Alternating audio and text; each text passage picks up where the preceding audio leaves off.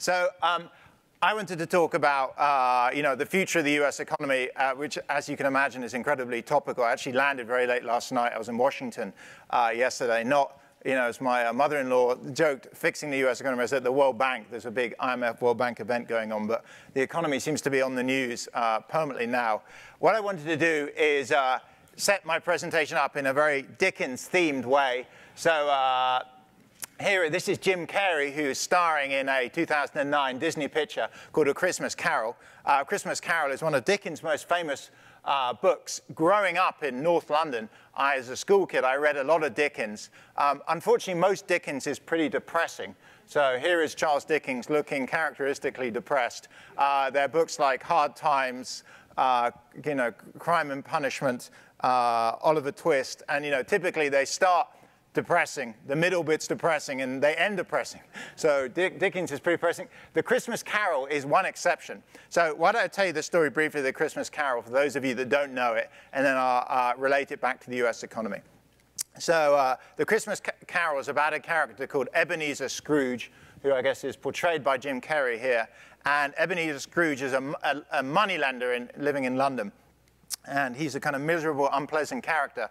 And the night before Christmas, he's visited first by a ghost of his dead partner, Marley, who's in a horrible state and saying, if you don't change your ways, you're going to end up like me. And then he's given three visions. One is the ghost of Christmas past, and it shows Scrooge as a happy kid. He loved his sister, and then the things that made him kind of the unpleasant character he was now. His sister died, his parents ignored him, sent him away to boarding school. Then he's visited by the ghost of Christmas present, which shows that while Scrooge is all on his own the night before Christmas, Bob Cratchit, his employee, is at home having dinner with his family, and his nephews are having dinner, and Scrooge is left out. And I think most of, worryingly for Scrooge, the ghost of Christmas yet to come, things yet to come, shows he's dead, he's being buried. The only people that turn up to his funeral are people looking for the free lunch, and his housekeeper is stealing his possessions. And, unlike Dickens, I mentioned it has a happy ending. Scrooge sees this and reforms his ways, so he decides that he's going to be a kind character. He helps Tiny Tim, his employer's son, get better. He gives money. He turns into a good character. So the US economy strikes me a bit like this right now. It's had a pretty tough past. It's, I'd say, in a pretty bad situation now. I'm going to point to some bad things coming up, but generally I'm positive. I guess I was saying someone on the way, I'm one of the few optimists around on the US economy right now. So why don't I go through this? So what about the past? It's pretty obvious we've just been through the worst recession in 50 years. So here is quarterly GDP growth. And you can see the recession we just went through is both the deepest, slightly deeper than the early 80s recession, but also lasted the longest. These are kind of dagger spikes down. This was definitely a much longer recession, and it hasn't really been followed by much of a recovery. So we have been through a horrible recession. It's cost the average American a huge amount of money in terms of lost output. So this is a figure from John Taylor, one of my colleagues in the economics department, who's behind the Taylor rule. And he estimates that the average American household is about 10% poorer, so around $6,000. And you can look at potential GDP running up to the recession. Here is real GDP. It dropped. It never really recovered. So we're kind of flatlining below with this big loss at about 10% of output. So that's a huge drop in GDP we've experienced. Unemployment looks similarly depressing. So here are pictures of, here's a graph of unemployment back to when the data starts, actually, in the late 40s.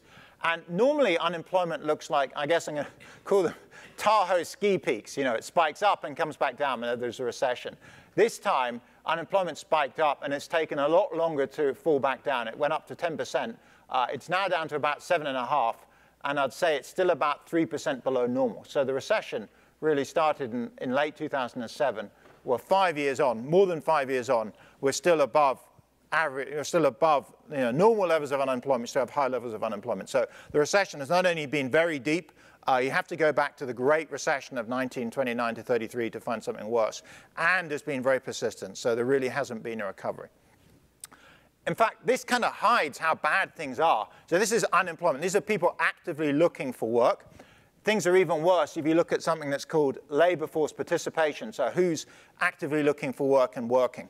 So here is a graph of labor force participation, again from post-war, up to 2010. This is the share of people that are either in work or looking for work. So they're basically economically active. And why do we care about them? Well, they're the people that are basically paying taxes, creating jobs, driving the economy forward. What do we see? Well, this was about 60% until the late 60s. And then for almost 30 years, it rose up, driven mainly by women working and by baby boomers. So the demographic shift of the baby boomers meant there were a larger fraction of the US population at working age. They were working, pushes up labor force participation. And women. Women are entering the labor force. So this is both very positive. Labor force participation went up almost 7–8%, a huge boost to the US economy. Many more people are working. Then what's happened in the last few years is basically people have given up. So remember, unemployment is people that are looking for work. That's fallen by about 3 to 4%. But it turns out most of that fall is not that people have found jobs, but a lot of people have simply given up. So who are they? Well, they're typically low-skilled older people. They've basically gone into kind of unofficial retirement. We don't, to be honest, know where they are. There's a big puzzle about where are the missing millions of people. They're not looking for work. They're not working. So they're not counted in the statistics, but they're somewhere out there. Maybe some of them are living off relatives, criminal activities, but it's a pretty bad outcome. So not only is unemployment still high, but a lot of people have just frankly exited the economy altogether. So the past for the last 5 years has been incredibly miserable, much like Ebenezer Scrooge's past. What about the present? Well, if you look at the stock market, things look pretty good. So here's the stock market. Here's the S&P 500. Here is the peak before the recession. So that happened in 2007. We've now gone above the peak. So based on the stock market, we seem to be recovering. I showed unemployment hasn't come down. The stock market's recovered. So in some senses, that's moderately positive. Another kind of more positive line is it's easy to forget that America is also an incredibly rich country. So I've plotted here from IMF data the richest 20 countries, the richest countries in the world with more than 20,000 GDP per head. So this drops tiny countries like Norway and Singapore that have less than 10 million employees. These are big countries. And if you look at this graph, the US is clearly above other countries. So the next most richest country is the Netherlands. So while American growth the last 5 years has been bad, in levels we're still on average, and I'll come back to this masks winners and losers, but on average we're very wealthy. I saw this personally. So I moved to California in 2006 with my wife and 2 kids. I've since had a 3rd kid, I guess, who's now, at this point, the only American in our household. And it was immediately obvious to us. We moved actually from a reasonably wealthy part of London, between Hampstead and Golders Green. For those of you that know, it's a nice upper middle class part of London. We moved here, but it was very obvious that houses are bigger here, cars are bigger, holidays are more expensive, food portions are definitely bigger. I had the great quote from my daughter. We went back to, we do the standard kind of immigrant thing of going back to the homeland or the old country, whatever it's called, every summer. And the first year we went, my daughter, who back then I think was about 5, we'd been in London for only a few hours, said to me, Daddy, why are the cars so small in England? At that point, they're not small, they're just huge in America. And everywhere you go, Americans are definitely wealthy. Now that's the average, and I'll show you that not everyone has done well out of it, but it's worthwhile remembering America is still, and by some margin, the richest country on average in the world. So much as there's the doom and gloom, that gap may have been a bit bigger. The gap is still enormous. So what about yet to come? First off, I should start off by saying I'm very pro-America. It's very easy for politicians to stand up and say this. I guess I'm to some extent voting with my feet. We're naturalizing, so we're going through the naturalization process. So I've actively chosen to move here with my wife and kids, and Stanford's clearly a huge part of this. And I love I love living here. I love being in Stanford. I think America is very rich because Americans work hard. They're entrepreneurial, they're innovative, they're creative. I see this again culturally. The British are somewhere in between the rest of Europe and the US, so we're kind of a mix of Europeans and Americans. But it's not surprising to me, America is very rich. But I see 4 risks I want to go through before coming back, I guess, ending with what I see as the good news. So, there are 4 risks that make me concerned about the future of, I guess, your and, at this stage, my country. Policy uncertainty, very topical. I'll start with that first. Education, not Stanford. Stanford's elite, and basically the students I see are fantastic. I mean, the undergrads are just simply amazing that we're getting. But the general educational standard outside of the people I'm seeing here is slipping relatively in America. Inequality, a big problem. Again, not affecting really pretty much people in Stanford, but for most of the population, it's an issue. And finally, Europe. Europe's a problem, and as much like when large ships go down, they hit others in their wake. I worry about Europe damaging America. So why don't I go through these in turn? So the first thing I want to talk about is policy uncertainty. As you can imagine, this has been on the news a lot. So here is a piece from the Wall Street Journal about a year ago claiming policy uncertainty is damaging the economy.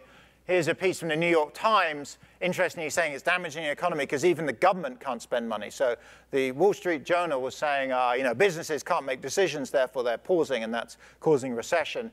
The New York Times says it's not just businesses, it's the government. If you don't know what your budget's going to be, you save money right now. The Financial Times, back in my own home country, Britain, has been complaining. Gavin Davis, the author of this, used to be the chief economist at Goldman Sachs.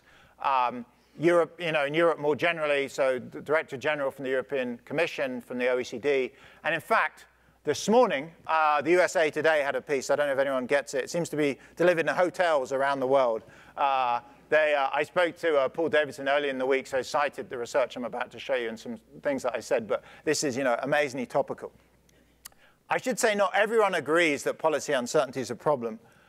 So this character, Paul Krugman, I think if he disagrees with you, some people see it as a good thing, others see it as a bad thing, depends on where you stand. But Paul Krugman definitely disagrees with us.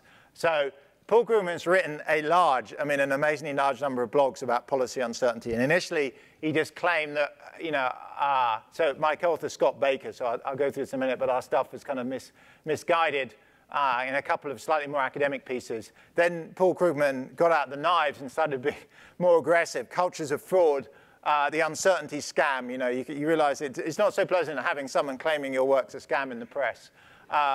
More recently, another bad story bites the dust, uncertainty of the OECD, what they say versus what they mean. And then this morning, again, there was another piece on policy uncertainty. So I think in the New York Times, there's also something citing our research, in this case, rather negatively. So there's views on both sides. And I should say, of course, since Paul Krugman dislikes policy uncertainty, disagrees, since Fox News disagrees with Paul Krugman's disagreement, I guess Fox News at this point agrees with us. So there's been a bit of a huge media circus about this, become very politicized. What I want to talk about briefly now is, can we be slightly more rigorous about it? The answer I want to say is yes. So with Scott Baker, who's a graduate student here, and Steve Davis, who is a professor at Chicago, we've been trying to more formally measure economic policy uncertainty. How do we do that? Well, we've looked at the amount of tax code that's about to expire. If you go to the Congressional Budget Office, you can see there is now a tsunami of tax code that's about to expire because politicians can't extend it indefinitely. Forecasters can't agree about what's going to happen to the future of the US government expenditure. And in particular, newspapers are full of stories about policy uncertainty. And so combining measures of these three, we have an index. And here's our Policy Uncertainty Index. It goes back to 1985. It's basically driven largely by variations in coverage in newspapers like the New York Times, the Wall Street Journal, the USA Today, Washington Post, about coverage of economic policy uncertainty. You can see it. In the past, it has spiked. For example, Black Monday, the big stock market meltdown, there was a lot of discussion afterwards about whether the SEC should regulate, should change policy. Gulf War I, debate about what Bush Sr. would have done, Clinton election, et cetera. What we can see, though, is from 2008 onwards, policy uncertainty has been much higher, and in fact ends with the debt ceiling 2 debate that's just really, just been temporarily resolved yesterday, leading to a huge spike in policy uncertainty. Does this matter? Well, I think it's potentially a pretty damaging driver of growth. Here's kind of anecdotes why. Rather than go through the data, this is a great quote from the USA Today story from today. This guy, Tim Wolfe, who owns 2 Jimmy John's restaurants in Reno that employ 73 people. He said he shelved plans to add 5 more outlets and 230 workers because of uncertainty about healthcare law, environmental regulations, and the recent budget conflict. He said it's the crisis of the day, Wolf says. Why would I want to put anything at risk when I don't know what the rules are? So I think this is a generic problem hitting the US. It's hard to solve. One of my colleagues in the political science department is involved in a big conference today, in fact, at the Hewlett Foundation, thinking about how you'd reform the political process to get out of deadlock. And maybe there's questions, we can talk about that later. I also think it's a big problem economically. So Goldman Sachs, for example, put a piece out recently claiming it's been slowing the US economy down, maybe chipped 0.5% off GDP growth. So it's a pretty serious issue. And I worry for the political process and the future of the US unless we can deal with polarization and address policy uncertainty. So that's one topic. Another topic is education.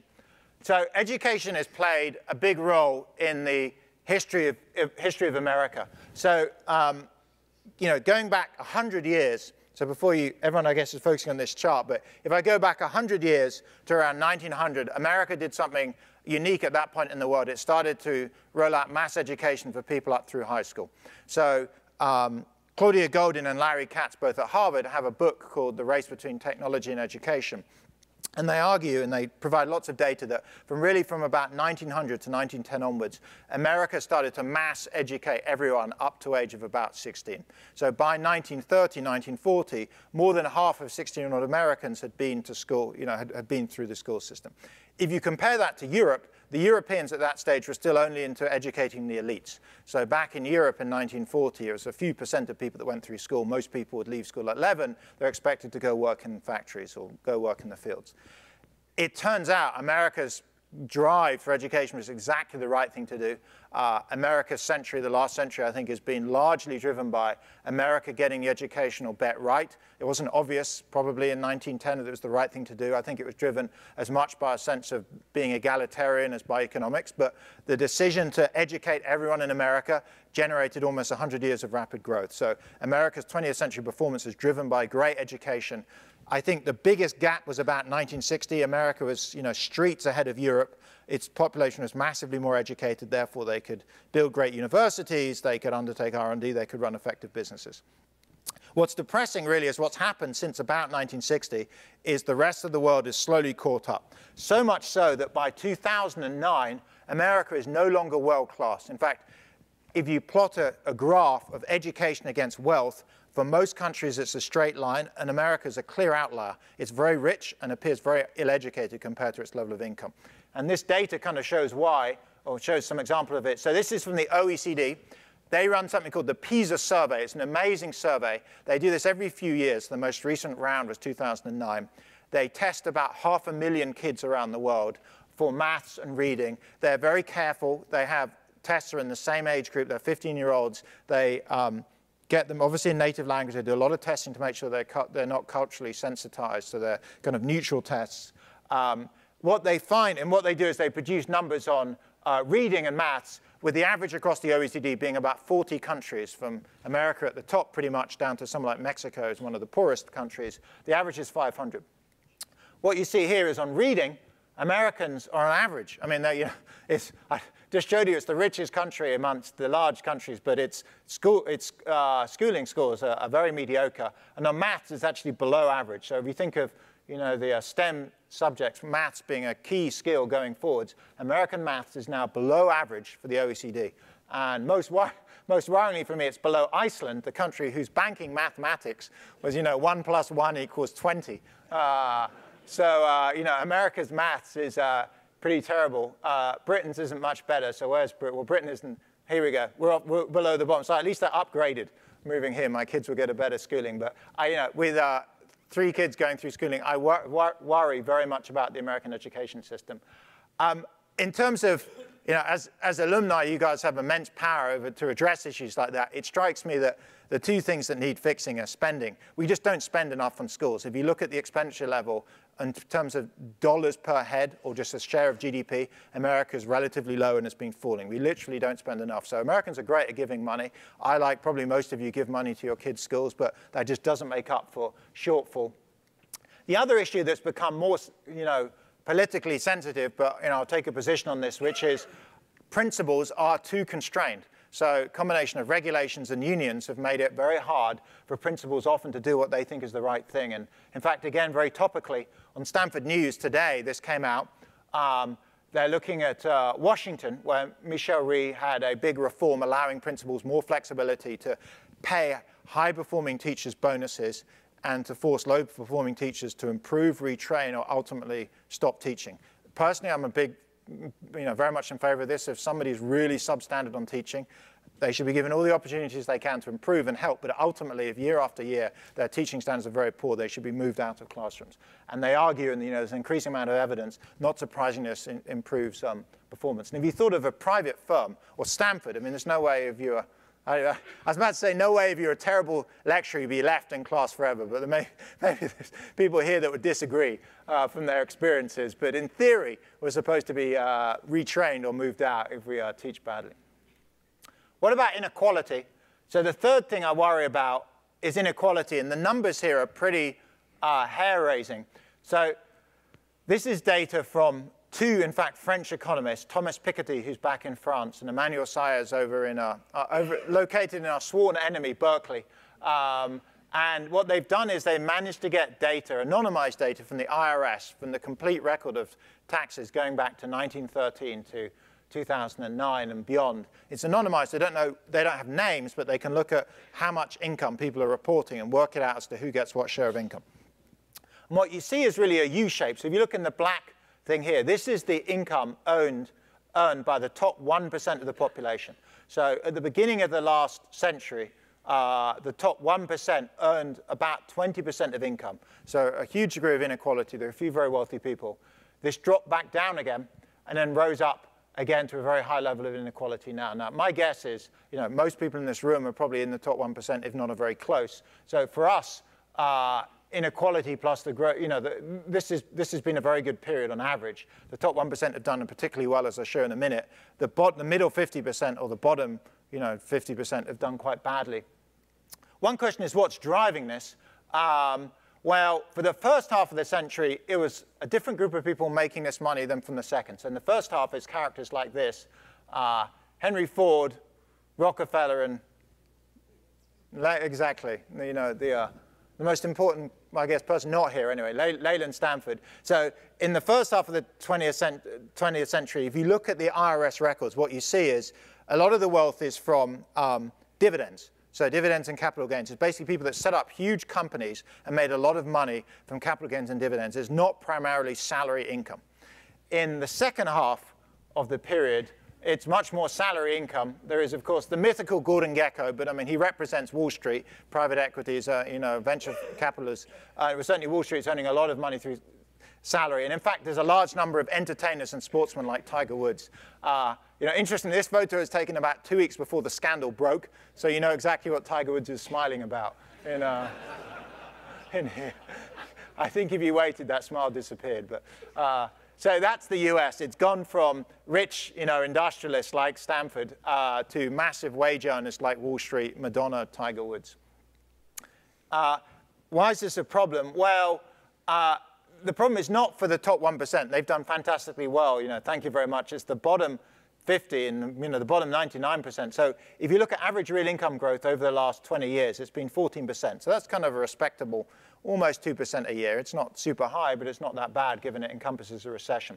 The top 1%, us, has gone up on average by 58%. So the top 1% of American society has done incredibly well. So we've had a great 20 years. Life has been fantastic. The bottom 90%, 99% have seen incomes grow by 6.4%. I mean, hardly anything. And the bottom 50% have seen incomes flat in real terms. So what's happened is America's rich. It has grown reasonably well in the last 20 years, but almost all of that's gone to the top 1%. This is a problem on many, many dimensions. But as an aside, I'm part of a number of faculty that oversee the admissions committee. I should say very clearly, I don't touch any files. I don't see any names, but there's a set of faculty that oversee the admissions committee. And one of the things that's very clear is, Stanford, people are actually beating on the door to get into Stanford. It is getting harder and harder and harder every year. Right now, we have 40,000 applications, and the quality of people applying is just unbelievable. And one of the reasons is this. So if you go back to 1960, the ratio between someone going to Stanford or another elite school and someone, say, at the medium income that may have left school at 18, that ratio is about 2 to 1. Now that ratio is about 10 to 1. So rationally, as a parent, you're very aware that whereas in 1960, the payoff to going to Stanford was reasonable, 50 years later, the payoff to going to Stanford is enormous. And so, of course, people are fighting tooth and claw to get in. There's an arms race. You know all about tiger mothering and everything that goes with it. I think this is one outcome of rising inequality. Another outcome, much more serious outcome, I would say, is protest, discontent, social upheaval. So here's a photo I took at the American Economics Association last year. Even economists were protested about. Not that we have much control over anything. I think we do. If someone protests against you, you feel good. At least you can control something. So these guys were protesting. The Occupy Wall Street people were protesting. I'm not a fan or particular proponent of Occupy Wall Street, but they definitely have a point. Inequality has gone up massively, and this is part of the broader complaints. Now, the question is this true? Well, here's data for Great Britain. A typical British person like myself, or of course my friend James Bond. So here is Great Britain. Great Britain looks very much like the US in recent times. So this is, in fact, it's true in Australia, it's true in New Zealand, it's pretty much true in Canada. This is definitely an Anglo-Saxon disease, if you want to call it, of rising inequality over the last 20 years. The story for Great Britain is kind of different at the beginning of the century, and I'll give you, let's see if this works, I'll give you a musical cue to see if anyone recognizes it, can figure out what the Britain had a different story 100 years ago. How many people recognize what this is? Okay, great. So this is Downton Abbey, a show that my wife and I watch and love. But this is I should say I'm aspiring to build a house like that on Stanford campus. And I'm some way from it yet. But Downton Abbey, for those of you who haven't seen it, it's about Lord Robert, who's the Earl of Grantham, and his family of aristocrats and a large number of servants that seem to be dressed in black tie living below the staircase. So, there's incredible inequality. Lord Robert has immense wealth. The servants have no wealth. This is the British story. The British story is almost more embarrassing than the American story. At least the Americans that were rich 100 years ago made the money themselves. The British seem to have inherited, or in the case of Lord Robert, he married it. He married a daughter of a rich American. What about France? Well, as always, the French like to be different. Here's a typical French person. As you know, the British aren't too keen on the French. So the French haven't seen increased inequality recently. So this is what tells me inequality is not entirely a technological force. So one argument, look, it's all computers and globalization. It's impossible to deal with it. There's nothing we can do. It's unstoppable. Well, France hasn't had this inequality. So and some of the other European countries haven't had nearly this degree of inequality. Germany hasn't. Spain hasn't. So it does beg the question, why is Britain and America and the Anglo-Saxon countries and most countries had such a big rise in inequality? France did have the similar situation before. Where are we going? So, here is Charles de Gaulle, a classic, aristocratic Frenchman. Charles de Gaulle rode in front of the Free French, of course, into Paris when they liberated it in World War II. I should say Charles de Gaulle is no longer flavor of the month in Britain, or flavor of the century, since he blocked the British from entering the European Union in several times. So I think Charles de Gaulle can gain some vampire fangs because he definitely double-crossed us. So I think this raises massive economic and political concerns. It is impossible to have huge amounts of wealth inequality and not be worried on several dimensions. Yesterday, in fact, when I was at the World Bank, Joe Stiglitz in the morning was talking about inequality and saying, do we as Americans or do we globally want to live in the kind of society that places like South Africa, Brazil, Mexico have a tendency towards, which is a few very wealthy people in gated compounds and the great masses out beyond. So, there's one problem about what society that generates. There are other issues politically. You can't persist forever with 1% having most of the income. I don't have a great solution. It's a problem that I'm not sure quite how to deal with, but it's definitely there, and it's something worth being aware of, and it's kind of getting worse and worse.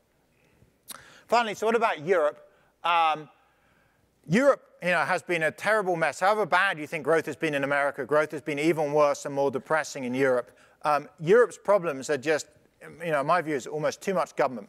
So there's too much government on a couple of dimensions. One is on regulation. So this is something called the Doing Business Index. It is an index put out by the World Bank every year. It's a fantastic invention because it enables the World Bank to beat up countries that seem to be very aggressively anti-business. Here are the stars at the top of the class. Singapore, kind of capitalist heaven. Hong Kong, again, capitalist paradise. US at number 4. So US is an amazing place on average to do business. It's easy to start a business. It's easy to get permits, getting electricity, registering property. US scores pretty well everywhere except, not surprisingly, paying taxes. So apart from paying taxes, America is, on average, a very nice place to do business. And not surprisingly, Americans are very entrepreneurial. Lots of businesses start up. We have rapid economic growth. That's the top of the chart. If you scroll down, down, down, scroll down, go down a bit more, still down into the murky depths of this table, you discover Greece. So Greece, to give you some sense of where it is sandwiched between the Republic of Yemen and Papua New Guinea.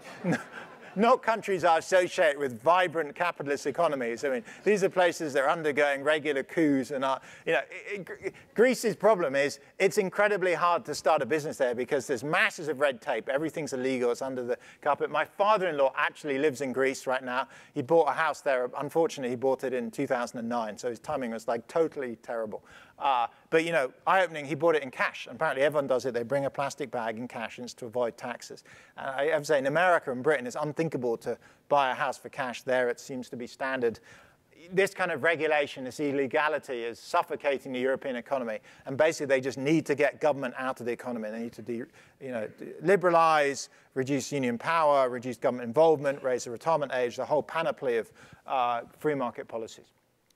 The other problem with Europe is they spend too much money, and as a result, they have to tax and borrow too much money. So this kind of ugly picture is from the World Bank. It was a great report called Restoring Europe's Luster. It was put out in 2012, and it has the countries of the world shaped by the amount of government spending. And that kind of huge, ugly blob in the middle is Europe, a complete heavyweight in terms of government expenditure. I should say America's looking pretty big too. America looks slim only when it's standing next to Europe. If it's standing next to anyone else, America looks pretty hefty. So South America, particularly Asia, are very light on government. But Europe just spends way too much money. So it's too heavily regulated. It's spending too much money, hence has to raise taxes. And the solution, of course, is to strip down government. What's going to happen? I've been pretty involved in talking to guys at the IMF. In fact, I was in the Bank of Spain about 3 weeks ago, talking to the governor of Spain, and Vitor Constancio is the deputy head of the ECB. Spain, seems to be finally coming around. Basically, most of the southern European countries are slashing regulation, cutting expenditure, trying to do a kind of drastic post-heart attack resuscitation on the economy.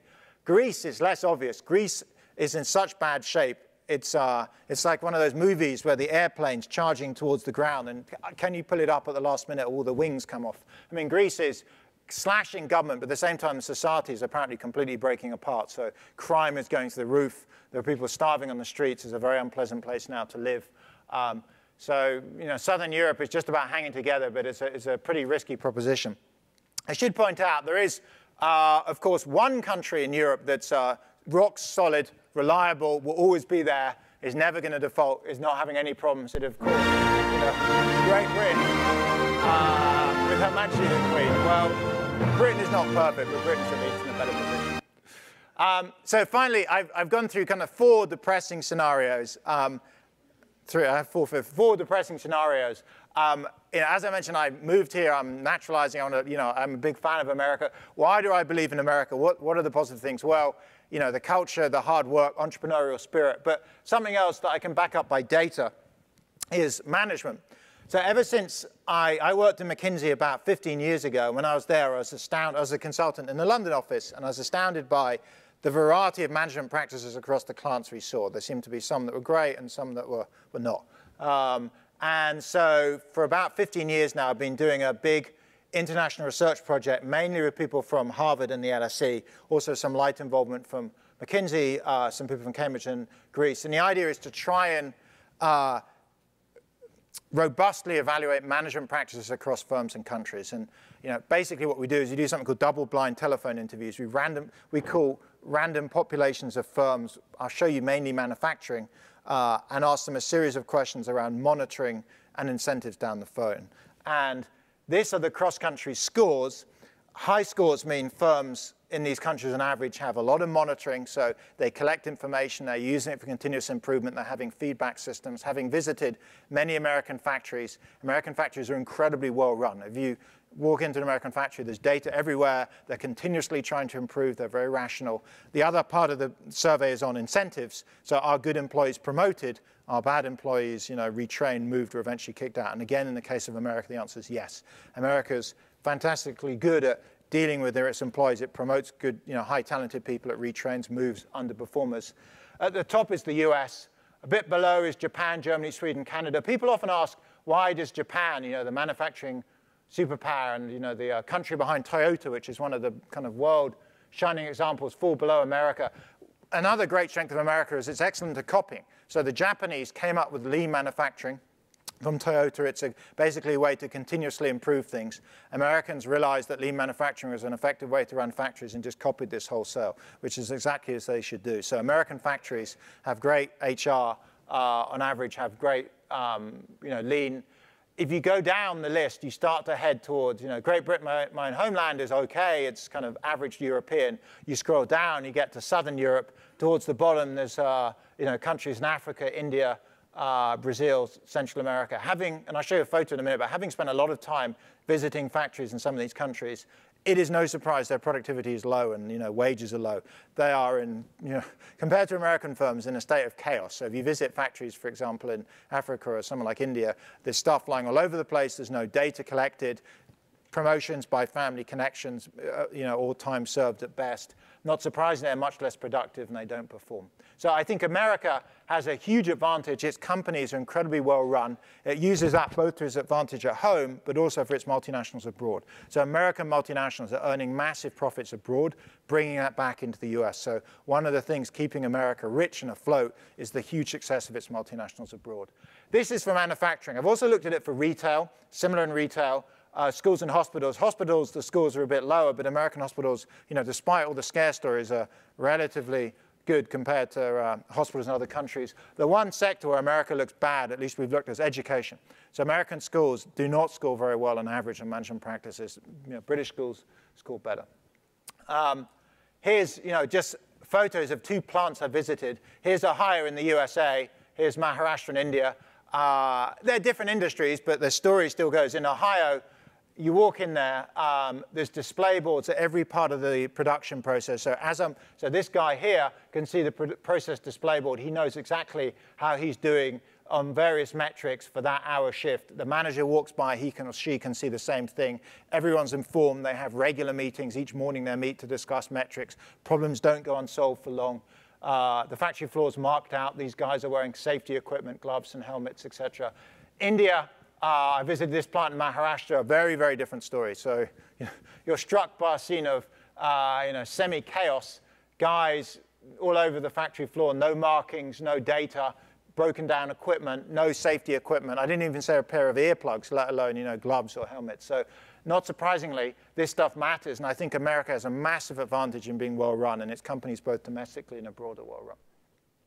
So I want to end by saying, having done these management surveys, I end on slightly an even lighter note. Having done these management surveys, we've surveyed about 15,000 firms. People say the most amazing things down the telephone. I'll just show you some of the quotes because they're quite entertaining. We've had about 200 MBA students over the years help us with these interviews. They've been mixed gender. When we ring up manufacturing firms, most of the respondents are male. So I remember someone called Simone Martin, who was a London Business School MBA, an Australian woman who was very sweet. She was interviewing a British company, and typically, it's a man. And the production manager says to Simone, "Your accent is really cute, and I love the way you talk. Do you fancy meeting up near the factory?" What a romantic proposition around the back of the turbine shed. And being an MBA, she was very clever, and she said, "Sorry, but I'm washing my hair every night for the next month," which I thought was a great put down. then, moving to I guess, Europe, Europe's well known for a nightmare of defining who owns what company. There's been a variety of scandals, and Parmalat was a famous one a few years back. It turned out there was a pyramiding ownership system. Nobody could quite work out who owned it, or the Cypriot banks. And Berlusconi seems to own little bits of everyone, but no one can quite lay the finger on who it is. So this was refreshing honesty. We asked who you're owned by, and the production manager said, we're owned by the mafia. I thought it was very frank. The interviewer said, I guess I could put that as the other category, although I could guess I could put you down as an Italian multinational. I thought it was, well, nicely creative. Then it's easy, if we're gonna joke about Europeans and ownership, Americans on geography is just so easy. American geography is so terrible. America's very big, so maybe it's not needed, but it's still bad. So we had a guy in Indiana. We said, how many production sites do you have abroad? And he said, well, we have one in Texas, which, last time we checked, at least recently, has not been abroad. Then, I should end talking a bit about healthcare. My dad, both my sisters, my father-in-law, my father, my grandmother, all worked in it. They're almost all NHS doctors. I mean, I'm the black sheep of the family. I'm a doctor, but not the proper kind. I'm a kind of PhD doctor. So I've actually had summer internships in the NHS, doing most menial jobs when I was like a teenager. So, I'm not anti the NHS, but many people get very worried about it. So here's a lesson from not to get sick in Britain. So he asked the interviewer, this is one of the classic questions, do staff sometimes end up doing the wrong sort of work for their skills? So are you matching employees to their ability? The NHS manager said, yes. You mean like doctors doing nurses' jobs and nurses doing porter jobs? Yes, all the time. Last week we had to get those healthier patients to push around the beds for the sicker patients. So if you're ill in London, go straight to Heathrow and leave the country. Do not stick around. Do not try and get treated on the NHS. Finally, I got this quote from an Indian hospitals who are just so sweet and honest and tells you why in this sector it's so impossible. Well, there are some exceptions actually, but why for many people it's so impossible to make money in Indian hospitals. The interviewer said, is this hospital for profit or not for profit? And the respondent said very honestly, oh no, this hospital is only for loss making. So at this point, I'll end. I should say, oh yeah, this is right. I had two other quotes. So the final, this is a bit, so the final two quotes. One was the Bazaar. So this was very Monty Python style of humor. This is the weirdest quote I remember we had. This goes back a few years, actually. The guy, Marcus Thielking, a German guy, was on the phone to a German company. And I was in the room at the time, and he suddenly was going, hello, hello, hello, in German, are you there? Are you there? Hello. And the guy, hello, hello, hello. The guy said, the response finally was, I'm sorry, I just got distracted by a submarine surfacing in front of my window. And at that point, everyone was like, what is he doing? For all we know, he could be naked hanging upside down. You have no idea. And if you're interested, it turned out he's in Kiel. So in Germany on the North Sea, in Kiel, there's an industrial zone. It overlooks this port. There are submarines surfacing up and down. So of course, at that point, the interview immediately turned to tell me about the submarines. What do they look like? I've never seen one. That's right. I will end on this. So the unbelievable quote was somebody from Asia. So I won't mention what country, but Nat. So she was an Asian interviewer. And she got this quote that you couldn't make this up. You really couldn't come up with something more bizarre or weird to have asked. So the interviewer, so this is a female interviewer interviewing a male production manager. And he said, I would like you to call me daddy when we talk. At which point, Nat wasn't sure which way to take it, but I think she took it the right way and entered the interview. So, that's some of the things our researchers go through us. So I should say, if you're interested in the management stuff, we have something called a website called the World Management Survey. We've been putting up the data. There's a benchmarking tool, but there's certainly the data across countries. And in terms of policy uncertainty, we also have a website called www.policyuncertainty.com, which right now is getting a lot of traffic, linked to, as you can imagine, the whole debt ceiling debacle and showdown. OK, thank you.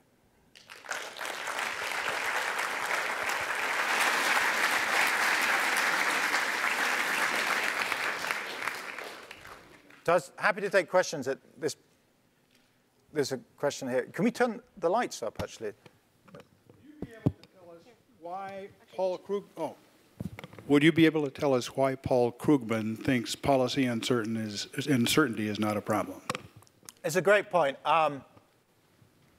So I think there's a reason why you might not think it's a problem. I think his writing is very heavily politicized. So Paul Krugman's brilliant. I read his blog daily. He won the Nobel Prize. He's very influential. I'll tell you the legitimate reason, and I'll tell you why I think what Paul Krugman's motivation is. He may believe the legitimate reason, but seems to position it the other way.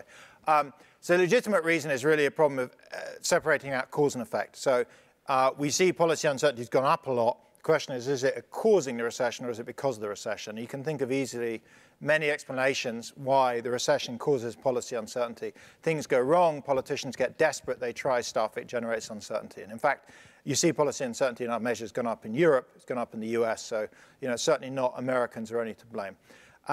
Because of that, it's hard to say what the causal impact is. What we can do is you can measure it, much like we can measure the frequency of the word recession in the newspaper that's gone up and down a lot. It's much tougher to say causally what it is. And the way we've been trying to look at it is partly looking at timing, partly looking at surveys, and partly looking at individual industries like healthcare and defense and seeing how they respond.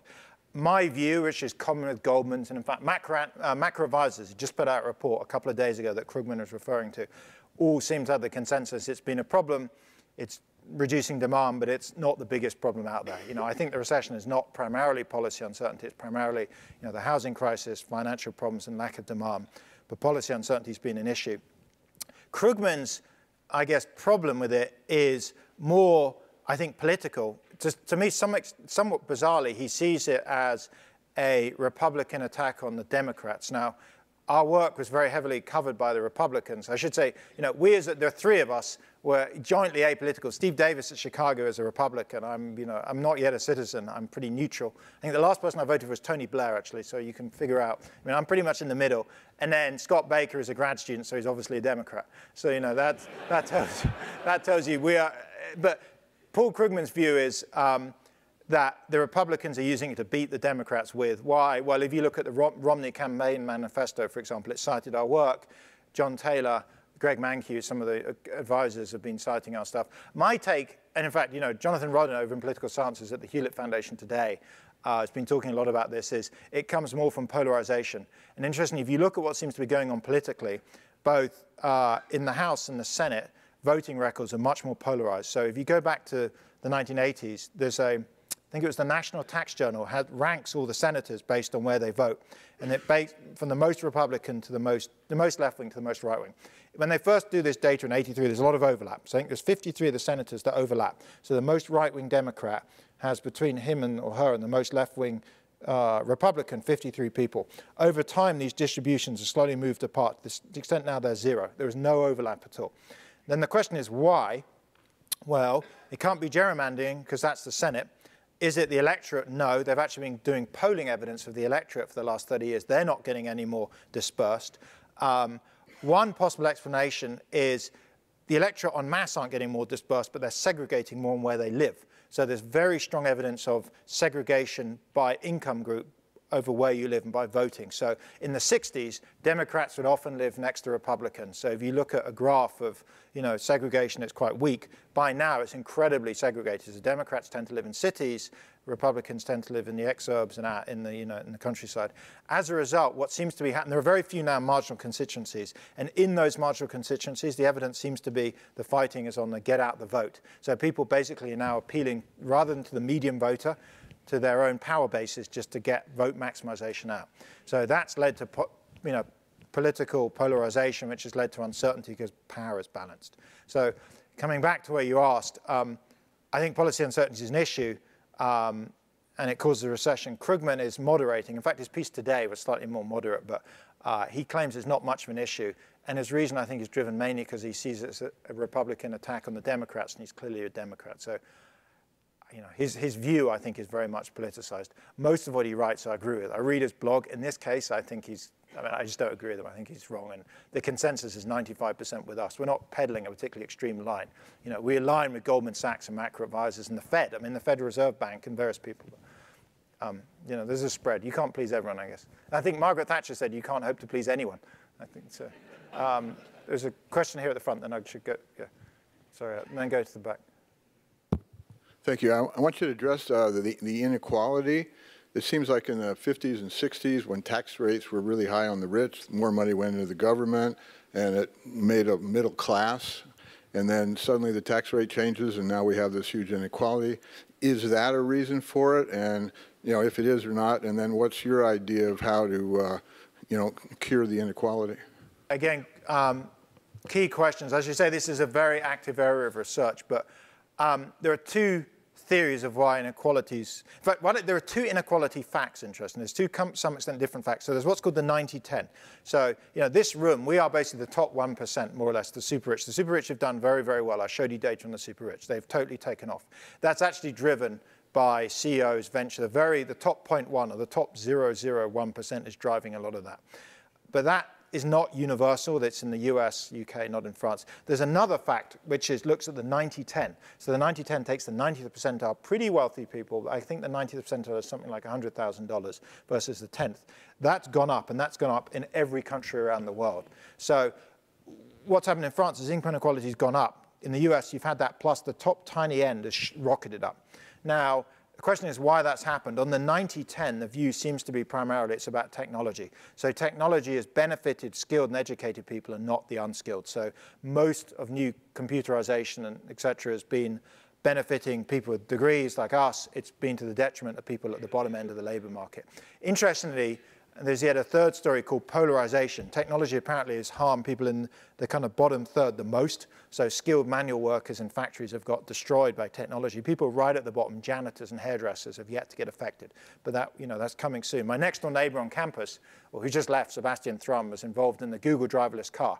So, the bottom 20% used to be taxi drivers. That will be there, but in 10 years' time, even they will be gone. So one argument is technology, but that doesn't, so I haven't totally, so technology does the 90-10 and the hollowing out. So it's there used to be a distribution. The ends are pulling apart and the middle's disappearing. So there's the economy's on two islands, depressingly.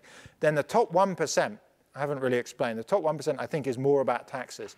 So Piketty and Saez argue a lot of it's about taxes, both income taxes and also inheritance tax. They argue what compressed inequality was the Stanfords and Fords and Rockefellers. Estate tax went up a lot, and it stopped these massive estates being passed down generation after generation, and tax rates have come down. Finally, what's my view? I think it's really hard. Obviously, the best solution is to educate everyone, because that way, you don't have to put up tax rates. So by far, the best fix is to do what South Korea is doing, try and educate your entire population, and you don't have this left tail that's in the left behind. Is that enough? It's not obvious. It may be we need more tax. I'm not a big fan of tax at all. I mean, tax slows growth. So you have a trade-off between how big the cake is. So, low tax rates is a rich economy, a big cake, but it's less evenly divided. So there's a trade-off between, big cake, but less evenly divided, or small cake, but more evenly split up. And it's really not obvious to me. But certainly the no-brainer, quick win is education. It both drives up growth and, in particular, brings the bottom half up. So really obvious stuff like fixing inner-city schools, charter school movement, this kind of thing that helps bring up the bottom 50% education is going to dramatically help inequality. You can't fix computerization. I mean, it's a positive, great thing, but it's not helping the bottom 50%. You can at least make them able to benefit from it, which is basically making sure they at least leave for the high school and ultimately graduate degree. So, I gave you a long answer. It's a tricky issue. That's why it was the hardest of the four things to deal with in some sense, actually. Right at the back, someone in the red T-shirt. Has your work on economic uncertainty made any comparison between states, such as states with very high income taxes like California, New York?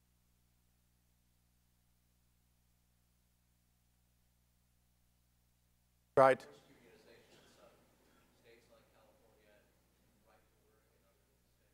I mean, a key topical question. I was literally reading a paper on the way up to Washington 2 days earlier on the plane by Danny Shoag and Stan Verga. So Danny Shoag's at Harvard Kennedy School and Danny Shoag's at the American Enterprise Institute. They look at state-level measures of policy uncertainty. They have a number of metrics, including local state press, budgets that collapse halfway through the year, regrades, emergency measures. You do see, a big spread. California, of course, I looked straight immediately to where California was. California is, I love living in California. I love living in Stanford. The one thing I think, the weather's amazing. Everything here is great except the state of California. There's one bad thing, government is, I'm not a big fan of Californian government and regulation, but California is at the top, near the top. It was number 4. If you did this ranking of state uncertainty or policy uncertainty, those with high levels of state policy uncertainty have grown more slowly. Now, again, in relation to the question earlier, it's hard to tell cause and effect, but states with volatile budgets, volatile political process seem to have grown more slowly. Another interesting trend from another paper I was reading is, if you look over time, states have unfortunately concentrated their tax revenue into fewer and fewer sources. So it used to be that most states had a pretty balanced tax-raising revenue between sales tax, income tax, and other sources. What's happened is they've tended to concentrate it into either sales or income. And that plus balanced budgets mean their spending's become more volatile. So this guy who's now at Utah State had a great series of the volatility of state expenditure, and it goes like this, and it's getting higher and higher. And what's happening is, if all you look at, like California's a great example, so if all you're using is income tax, and it's incredibly progressive, so it's the top 1%, and that's driven a lot by capital gains. When that crashes and you have a balanced budget, expenditure crashes. When that booms, you spend. And so states are also, by bad foresight, concentrating into one tax revenue on one small group, and that's generating wild volatility. So, you know, there is a lot of solutions to policy uncertainty through more balanced tax-raising revenues, through dealing with polarization, but it's an issue at the state level.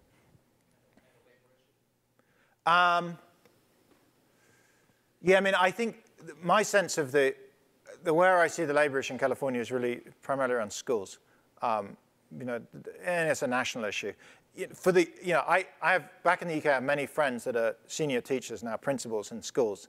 And in the UK, if you're an underperforming teacher, you get warnings, and you get more warnings and training, but eventually you are moved out of the classroom.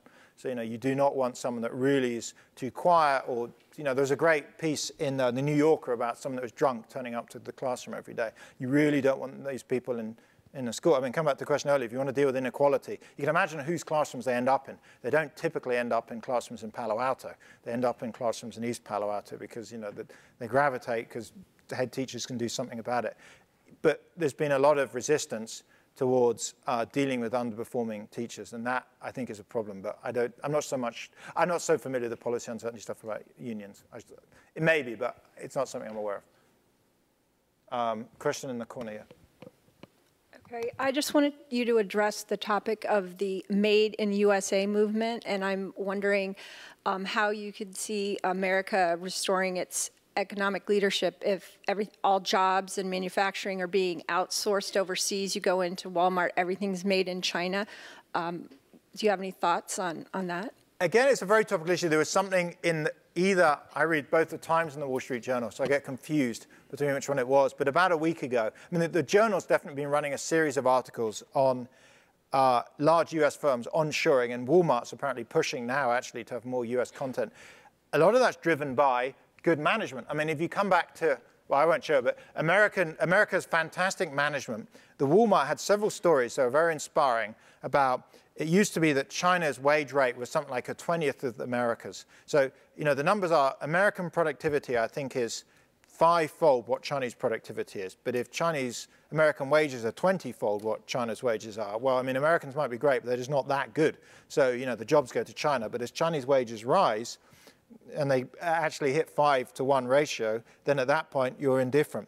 And the article argued, and there's data for it, that as wages in China are going up, it's becoming less cost-effective to move stuff offshore. And America has a lot of benefits. You know, as firms of where we're run, rule of law is good, policy is somewhat unstable, but at least the legal system works. And so there is stuff onshoring back.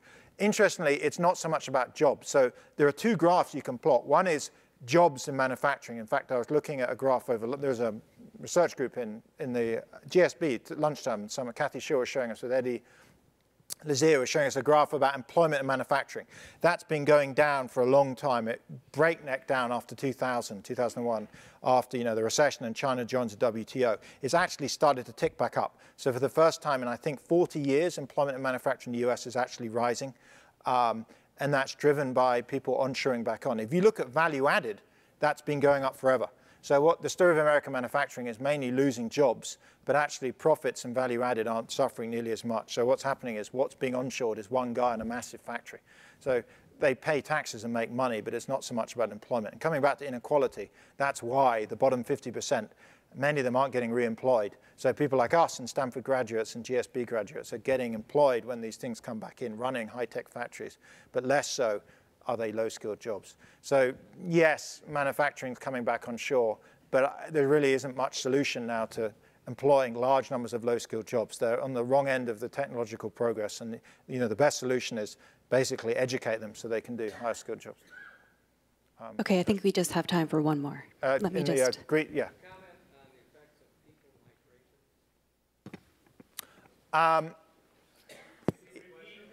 So a comment on the effect of people migration.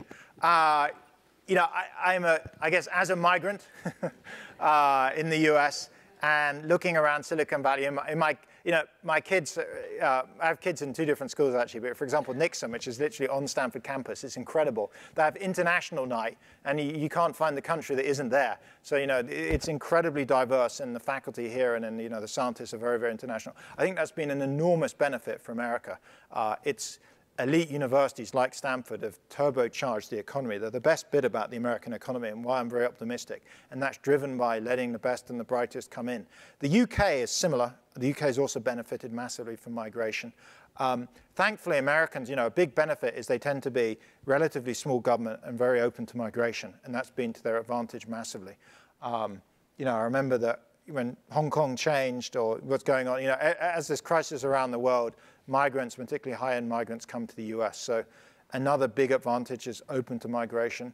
It's bringing, my guess is in this room, I don't know how many first-generation Americans there are. When I poll my class, one of the things when I first start teaching, not so much the undergrads, but the grad students, is an incredible mix of languages. The undergrads, I would say, are 70%, 80% American-born, but apparently that used to be 100% 30 years ago. So even the undergraduate population is changing, and that's great for us. You get brilliant people from India or Africa or Europe. They come over here, they have a 4-year degree, and they stick around, and that's super positive. In some senses, there's the the worry that we're stealing great human capital from other developing countries. In the UK, there used to be this fear of the NHS. We're taking all the nurses from the Philippines, and it's great for us, but it's bad for the Philippines. Well, America, to some extent, is playing that game, but certainly from our perspective, I'm very, very pro-migration. So I guess, I'm biased, at least until I get my citizenship, at which point maybe I'll, change my mind. Okay. All right, thank you so much, Professor Bloom.